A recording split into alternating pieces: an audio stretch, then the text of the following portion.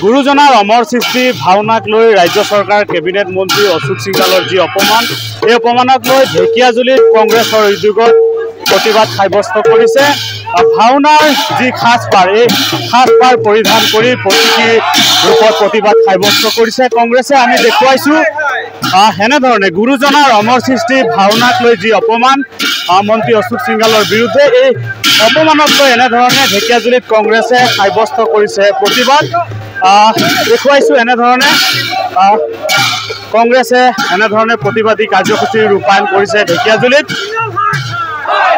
মন্ত্ৰীগৰাকীক পদত্যাগ আৰু মন্ত্ৰীসভাৰ পৰা বৰ্খাস্ত কৰাৰ দাবী লগতে অসমবাসীৰ ওচৰত এইগৰাকী মন্ত্ৰীক ক্ষমা খোজাৰ দাবীত এনেধৰণে কংগ্ৰেছে সাব্যস্ত কৰিছে প্ৰতিবাদ। ঢেকিয়াজুলি চহৰত 15 নম্বৰ ৰাষ্ট্ৰীয় ঘাইপথত কংগ্ৰেছে এনেধৰণে সাব্যস্ত কৰিছে প্ৰতিবাদ। মই পোনে পোনে সেই দৃশ্যাংশ দেখুৱাইছোঁ। এয়া হৈছে ঢেকিয়াজুলিত কংগ্ৰেছে এনেধৰণে গুৰুজনাৰ অমৰ সৃষ্টি ভাওনাক লৈ যি অপমান কৰিছিল ইয়াকে লৈ কংগ্ৰেছে এনেধৰণে প্ৰতিবাদ সাব্যস্ত কৰিছে। মই কথা পাতিম কংগ্ৰেছৰ বিষয়ববীয়া আছে। সৰ্বকালৰ সৰ্বোত্তম মহাপুৰুষ শ্ৰীমন্ত শংকৰদেৱৰ অনুপম সৃষ্টি এই ভাওনা সংস্কৃতিৰ ওপৰত অসমৰ এগৰাকী দায়িত্বশীল মন্ত্ৰী অশোক সিংহাল ডাঙৰীয়াই যেনেধৰণৰ মন্তব্য ৰাখিছে তাক আমি শোণিতপুৰ জিলা কংগ্ৰেছ আৰু আমাৰ ঢেকিয়াজুলি কংগ্ৰেছ কমিটিৰ তৰফৰ পৰা আমি তীব্ৰ ভাষাৰে গৰিহণা দিছোঁ।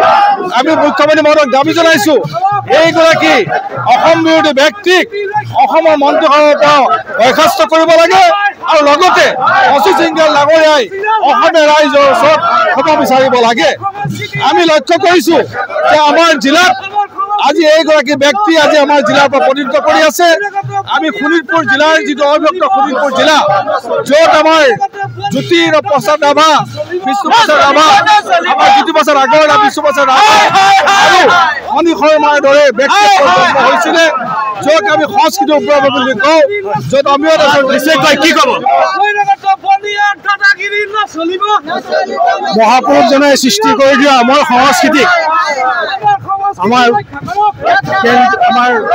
মন্ত্ৰী অশোক সিংহাল ডাঙৰীয়াই যি বিৰোধ মন্তব্য কৰিছে আমি ঢেকিয়াজুলি ৰাইজে তীব্ৰ প্ৰতিবাদ জনাইছোঁ আৰু তেওঁক সকীয়াই দিছোঁ যাতে ভৱিষ্যতলৈ এনেকুৱা ধৰণৰ কুটু মন্তব্য কৰি অসমীয়া সমাজখন তথা অসমীয়া সংস্কৃতিক অপমান কৰিবলৈ সাহস নকৰে।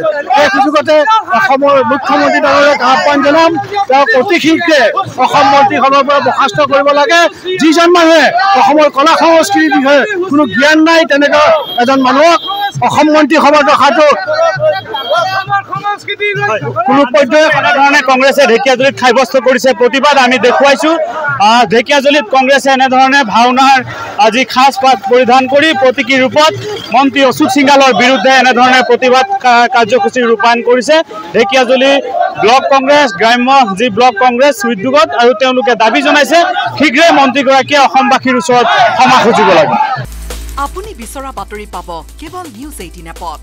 নিউজ 18 এপ ডাউনলোড কৰিবলৈ স্কেন কৰক এই QR কোড। গুগল প্লে ষ্টৰতো পাব এই নিউজ 18 এপ।